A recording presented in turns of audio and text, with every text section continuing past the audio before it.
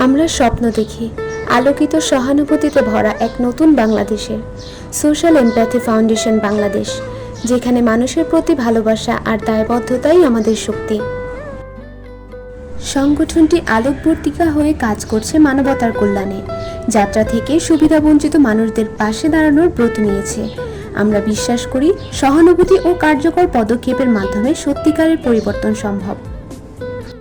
শীতবস্ত্র বিতরণ থেকে শুরু করে শিক্ষা উপকরণ পৌঁছে দেওয়া কিংবা জরুরি মুহূর্তে মানবিক সহায়তা, প্রতিটি পদক্ষেপেই আমরা চেষ্টা করি প্রান্তিক মানুষের মুখে হাসি ফোটাতে।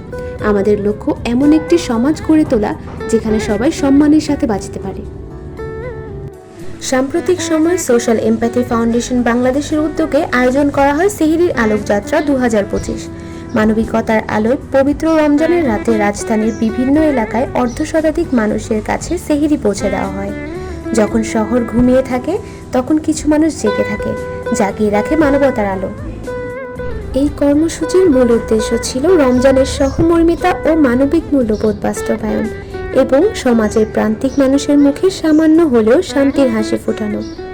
আমাদের বিশ্বাস মানবতা কখনো ঘুমায় না।